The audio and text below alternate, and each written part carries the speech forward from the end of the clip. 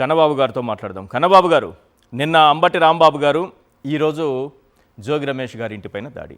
అసలు ఏం జరుగుతోంది ఈ రాష్ట్రంలో? అసలు ప్రభుత్వం రక్షణ కల్పించాల్సిన ప్రభుత్వమే, ఆ ప్రభుత్వాన్ని నడుపుతున్నటువంటి పార్టీకి సంబంధించిన వారే ఈ విధంగా విధ్వంసకాండకు పాల్పడటం దేనికి సంకేతం? నమస్కారం అండి. నమస్తే సార్. ఇంచుమించుగా ఒక 25 ఏళ్ల క్రితం బీహార్ లాంటి రాష్ట్రాల్లో ఇలాంటి సంఘటనలు జరుగుతూ ఉంటాయంట. ఎక్కడో హిందీ సినిమాల్లో జంగిల్ రాజ్ అంటారు, కర్రలు కత్తులు రాడ్లు పట్టుకుని ఇళ్ల మీద పడి దాడులు చేస్తారు, తగలబెడతారు అని చూస్తూ ఉండేవాళ్ళం. ఇవాళ ప్రత్యక్షంగా చంద్రబాబు నాయుడు గారు అధికారంలో ఉన్న ఆంధ్రప్రదేశ్లో ప్రజలు చూస్తున్నారు. ఇక్కడ ప్రజాస్వామ్యం లేదు, ఇక్కడ అంబేద్కర్ గారు రాసిన రాజ్యాంగం లేదు, ఇక్కడ ఉన్నదల్లా చంద్రబాబు నాయుడు గారు రాసుకున్న సొంత రాజ్యాంగం. వాళ్ళు ఏ స్థాయికి తెగబడుతున్నారంటే శాశ్వతంగా ఇంక ఆంధ్రప్రదేశ్ రాష్ట్రాన్ని ప్రజలు 2024లో వారికి రాసిచ్చారు అన్నంత ధైర్యంతో మనం ఏం చేసినా చెల్లుబాటు అవుతుందనే ఆలోచనతో ముందుకెళ్తున్నట్టు కనిపిస్తుంది. నాకు తెలిసి ఇలాంటి ఒక సంఘటన, ఒక మాజీ మంత్రి 40 సంవత్సరాల నుంచి రాజకీయాల్లో ఉన్న ఒక సీనియర్ నాయకుడి మీద దాడులు చేయడం, చేసి ఇల్లు తగలబెట్టడం, కార్లు తగలబెట్టడం, ఇలాంటి సంఘటనలన్నీ గతంలో బహుశా ఇదే ఫస్ట్ టైం ఏమో అనుకుంటున్నా. ఎప్పుడో వంగవీటి రంగా గారి హత్యానంతరం కొన్ని అల్లర్లు ఈ రాష్ట్రంలో జరిగినాయి, కానీ ఆ తర్వాత ఇలాంటి భయంకరమైన అల్లర్లు ఎప్పుడు జరగలే. ఇంకా 24 గంటలు గడవకముందే మళ్ళీ మరో మాజీ మంత్రి బీసీ నాయకుడు జోగి రమేష్ గారు ఇల్లు తగలబెట్టారు ఈరోజు సాయంత్రం మధ్యాహ్నం తర్వాత అని చెప్తున్నారు. అంటే ఇది ఇంకా డౌట్ ఏం లేదు, ఇది ప్లాన్డ్, ప్రీ ప్లాన్. మనం ఏం చేసినా సరే ఆవేశంలో అంబటి గారు మాట్లాడినటువంటి మాటలకు ఆవేశంలో టీడీపీ శ్రేణులు రెచ్చిపోయి చేసిన పనిగా చూస్తారా? ఇది ఒక పక్కా ప్లాన్ తో జరిగినటువంటి కుట్రగా చూస్తారా? అలా అనిపించట్లేదు, అంటే అలా అనిపించడం లేదు. ఎందుకంటే ఇప్పుడు మీరు చూస్తే నేనేమనుకున్నానంటే ఏమో ఒకవేళ కార్యకర్తలు నిజంగా రెచ్చిపోయి చేసి ఉంటారేమో అని మొదట్లో అనుకున్నా. ఈ పార్టీకి ప్రభుత్వం స్పందించి ఉండాలి. అవును, 24 గంటల లోపు ఇప్పటికీ ప్రభుత్వం నుంచి ఎలాంటి ప్రయత్నం లేదు. శాంతి భద్రతలు కాపాడుతామనో, ఈ సంఘటన మీద ప్రభుత్వం సీరియస్గా ఉందనో, ఒక డీజీపీయో, ఒక హోమ్ మినిస్టర్ గారో, లేకపోతే ఒక ముఖ్యమంత్రి గారో, లేకపోతే ఇంకేదో ముఖ్యమైన మంత్రి గారో వచ్చి మాట్లాడి ఇది ఇమీడియట్గా అదుపు చేస్తున్నాం అల్లర్లని, ఈ గొడవల్ని, ఇది మంచి పద్ధతి కాదు, రాష్ట్ర శాంతి భద్రతలు దెబ్బతినకూడదు, బాధ్యుల మీద చర్యలు తీసుకుంటాం అని ఆయన మాట్లాడతారేమో అని చూశారు. మాట్లాడకపోగా ఇంకా రెచ్చగొట్టే ధోరణిలోనే ప్రెస్ మీట్లు పెట్టడాలు, ఇంకా అందరినీ బెదిరించడం, ఇలాంటివన్నీ ఇవాళ ఉదయం నుంచి చూస్తాం. అంటే ఇది ఒక ఆర్గనైజ్డ్ ప్రోగ్రామ్గా జరుగుతోంది. ఎందుకంటే ఈ లడ్డూలో జంతు కొవ్వులు కలిపారు, ఆవు కొవ్వు కలిసింది, పంది కొవ్వు కలిసిందని అధికారంలోకి వచ్చిన వెంటనే ఎలాంటి విచారణ లేకుండా, ఎలాంటి రిపోర్ట్స్ లేకుండానే ముఖ్యమంత్రి గారు చంద్రబాబు నాయుడు గారు స్టేట్మెంట్ ఇవ్వడం, ఆ తర్వాత జరిగిన పరిణామాలు మనం ఇవన్నీ చూసాం. ఒక మత విశ్వాసాన్ని, ఒక కలియుగ దైవం వెంకటేశ్వర స్వామిని ఏ రకంగా మనం రాజకీయాల్లోకి లాక్కొచ్చే ప్రయత్నాలు వాళ్ళు చేశారో, దాన్ని తీసుకొచ్చి ఆనాటి ముఖ్యమంత్రి జగన్మోహన్ రెడ్డి గారిని ఆపాదించి ఇబ్బంది పెట్టాలనుకున్నారు. ఇవన్నీ కళ్ళకట్టిని రాష్ట్రం అంతా చూసింది. దీంతో పాటు ఆ రోజే సుప్రీంకోర్టు చాలా సీరియస్ అయింది. ఇంత రాహిత్యంగా ప్రవర్తించకూడదు అని ఆ రోజు చెప్పింది, మీకు గుర్తుండుంటే. అవును, ఇది బాధ్యతారాహిత్యం, ప్రభుత్వం ఇలా ప్రవర్తించకూడదని చెప్పింది. అవును, సిట్ను ఏర్పాటు చేస్తూ సిబిఐ దర్యాప్తుకు ఆదేశిస్తున్న సమయంలో చేసిన కామెంట్స్ అవి. కామెంట్స్ చేసి సిట్ని వాళ్లే నియమించారు. అవును, ఎవరు నియమించారు? కోర్టు ఆదేశాల మేరకు నియమించారు. నియమించిన తర్వాత సిట్ ఒక నివేదిక ఇచ్చింది. ఆ నివేదికలో ఏం చెప్పింది? ఇందులో జంతు కొవ్వులు అవశేషాలు లేవు, ఓకే, ఈ పంది కొవ్వు మరొకటో లేవు, ఇందులో వనస్పతికి సంబంధించినవి కలిపినట్టుగా ఉంది అని చెప్పింది. దానికి ఎప్పుడైతే కొవ్వులు ఇవన్నీ లేవన్నారో ఇది ప్రభుత్వ విమర్శల పాలవుతోంది సర్వత్రా అనేది అర్థమైన వెంటనే మొన్న 4 రోజుల క్రితం 3 రోజుల క్రితం జరిగిన క్యాబినెట్ మీటింగ్లో మీడియాలో రిపోర్ట్స్ ప్రకారం నేను చెప్తున్నా దీన్ని మనం సమర్థంగా తిప్పికొట్టలేకపోతున్నాం అని చంద్రబాబు నాయుడు గారు చెప్పినట్టుగా చూశా. ఎస్, అది దీని అందరికీ మూలం. సో సమర్థంగా తిప్పికొట్టలేకపోతున్నాం, దీన్ని తిప్పికొట్టాలి, సమర్థంగా మాట్లాడాలి, మీరు ఎవరో మాట్లాడలేదు అని అంటే వాళ్ళు ఎలా తీసుకున్నారంటే ఖచ్చితంగా దీని మీద వైఎస్ఆర్ పార్టీని దోషిని చేయాలని. యాక్చువల్గా అయితే ఏం చెప్పాలి, మేము వెంకటేశ్వర స్వామిని పవిత్రతను దెబ్బతీయాలనుకోవట్లేదు. ఆ రోజు వచ్చిన సమాచారం మేరకు మాట్లాడాము. జంతు కొవ్వు అనేది అందులో కలవలేదనేది పెద్ద రిలీఫ్. సరే, ఆ రోజు జరిగింది, ఇది జరిగిపోయింది, మేము పొరపాటుగానే మాట్లాడాము.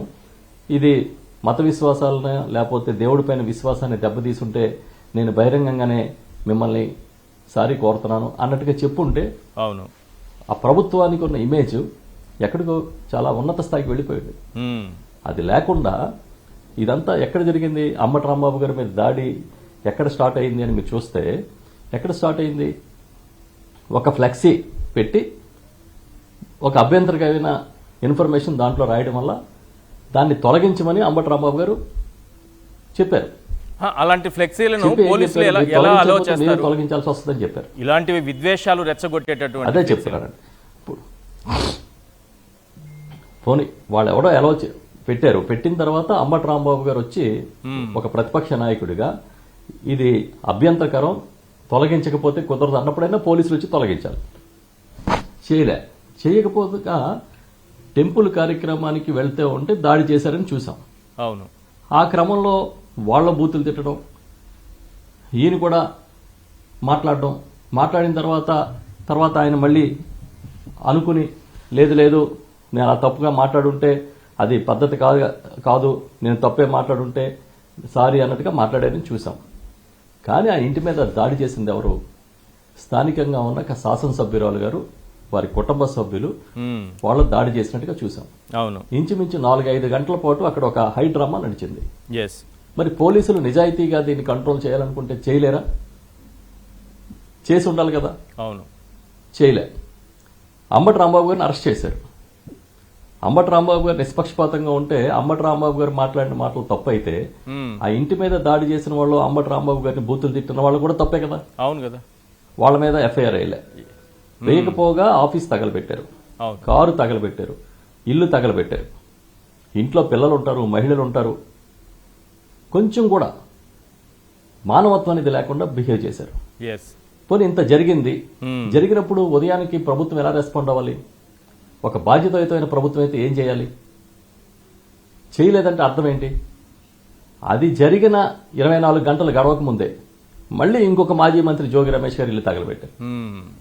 సో ఏం మెసేజ్ అంటే, ఈ రాష్ట్రంలో భయభ్రాంతులు సృష్టించైనా సరే మేము కంట్రోల్ తీసుకుంటాం, మమ్మల్ని పథకాలు అమలు చేయలేదని ఎవడు అడగకూడదు, నువ్వెందుకు దోపిడీ చేస్తున్నావని ఎవడు అడగకూడదు, ఇక్కడ ఎందుకు అవినీతి జరుగుతుందని ఎవడు అడగకూడదు, పెద్ద వాళ్ళని కొట్టి తగలబెడితే ఇంకెవరు నోరెత్తరు అనేది బహుశా దీని వెనకాల పరమార్థం అయి ఉండొచ్చు.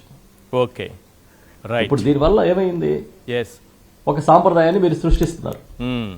సాంప్రదాయాలను సృష్టించిన వాళ్ళు అధికారంలో ఉంటారో లేదో కానీ సాంప్రదాయాలు ఉండిపోతాయి. అవును, అది సమస్య. ఇది చాలా దుర్మార్గమైన వ్యవహారం. మీరు నిజంగా తప్పు చేసి ఉంటే, ఇప్పుడు మీరు గుర్తుంటే జగన్మోహన్ రెడ్డి గారు ముఖ్యమంత్రిగా ఉండగా పట్టాభి అనే ఒక నాయకుడు, తెలుగుదేశం పార్టీ నాయకుడు కానీ, లేకపోతే ఇవాళ గౌరవ స్పీకర్గా ఉన్న అయ్యన పాత్రుడు గారు లాంటి వారు కానీ జగన్మోహన్ రెడ్డి గారి గురించి పబ్లిక్ మీటింగ్స్లో, అవును, బహిరంగ సభల్లో, ప్రెస్ మీట్స్లో ఎలాంటి భాష వాడారో మనకు గుర్తుంది కదా. అవును, ఆ రోజు ప్రభుత్వం ఎలా రెస్పాండ్ అయింది, రెస్పాండ్ కాలేదు. ఏంటంటే అన్ని మాటలు మాట్లాడుతున్నా ముఖ్యమంత్రి గారు స్పందించలేదు, పార్టీ నాయకులు స్పందించలేదు, పదే రిపీటెడ్ గా మాట్లాడారు కదా వాళ్ళు. ఎలా రిపీటెడ్ గా మాట్లాడటం కాదు, జగన్మోహన్ రెడ్డి గారిని ఒక విద్రోహ శక్తిగా ముద్ర వేసే ప్రయత్నం ఆ రోజు నుంచి ఈ రోజుకి జరుగుతుంది. ఇది ఎస్ జగన్మోహన్ రెడ్డి గారిని తగ్గించాలి, ఆయన ఇమేజ్ దెబ్బతీయాలి, వైఎస్ఆర్ పార్టీని దెబ్బతీయాలనే ఆలోచనతో కలియుగ దైవమైన వెంకటేశ్వర స్వామిని కూడా వదిలిపెట్టలే. అవును. ఇవాళ జంతువుల కొవ్వు కలిసిందని మాట్లాడుతున్నారు. ఓకే, ఎప్పుడు కలిసింది? సిట్ ఎవరి మీద యాక్షన్ తీసుకోమంది? యాక్షన్ తీసుకోమన్న వాళ్ళలో అనిల్ సింఘాల్ గారని ఐఏఎస్ అధికారి కూడా ఉన్నారు కదా. అవును. ఆయన టీటీడీఈఓగా ఎవరి హయాంలో ఉన్నారు? చంద్రబాబు నాయుడు గారు గతంలో ముఖ్యమంత్రిగా ఉన్నప్పుడు. అవును. మరి ఆ టీటీడీ హయా అనిల్ సింఘాల్ గారి మీద యాక్షన్ తీసుకోమంటే అప్పుడున్న ముఖ్యమంత్రిగా చంద్రబాబు నాయుడు గారి ప్రభుత్వమే కదా అది. అవును. ఎస్. అంటే అప్పుడు కూడా తప్పు జరిగిందనే కదా సిట్ నిర్ణయించింది. Yes sir. మరి జగన్మోహన్ రెడ్డి గారి ప్రభుత్వంలో మాత్రమే జరిగినట్టుగా ఎందుకు మీరు ఒక సీన్ క్రియేట్ చేస్తారు? ఇవాళకి నేనేమంటున్నానంటే భగవంతుడి పట్ల, దైవం పట్ల భయం భక్తులతో లేనివాడు ఎవడు ఉండడు. పైగా వెంకటేశ్వర స్వామితో అది అన్య మతస్థులు కూడా పొరపాటును కూడా తప్పుగా అనుకోరు. ఎందుకంటే అన్ని మతాల్ని ప్రేమించే వాళ్ళు కోట్లాది మంది ఉన్నారు. అలాంటి దగ్గర మీరు తీసుకొచ్చి ప్రపంచవ్యాప్తంగా ఒక గుర్తింపు ఉన్న ఆలయంలో ఇలాంటి అపవిత్ర కార్యక్రమాలు జరిగినాయని ప్రచారం చేసి, ప్రచారం తప్పని తేలిన తర్వాత దాన్ని కప్పిపుచ్చుకోవడానికి ఇవాళ భయభ్రాంతులను చేసే కార్యక్రమం, భయాందోళన కల్పించే కార్యక్రమం. ఇవాళ ఉదయం నుంచి నాకు చాలా ఆశ్చర్యంగా ఉంది. జగన్మోహన్ రెడ్డి గారి దిష్టి బొమ్మలు, అంబటి రాంబాబు గారి దిష్టి బొమ్మలు తగలబెడుతున్నారు. దేనికోసం? ఇవాళ ఉదయం నుంచి రాష్ట్రం అంతా ప్రోగ్రామ్ చేస్తున్నారు. దిష్టి బొమ్మలు తగలబెట్టే కార్యక్రమం వాళ్ళ ఉదయం నుంచి రాష్ట్రం అంతా జరుగుతుంది. అవును. అసలు అర్థం ఉందా? రైట్. మీరే దాడి చేస్తారా?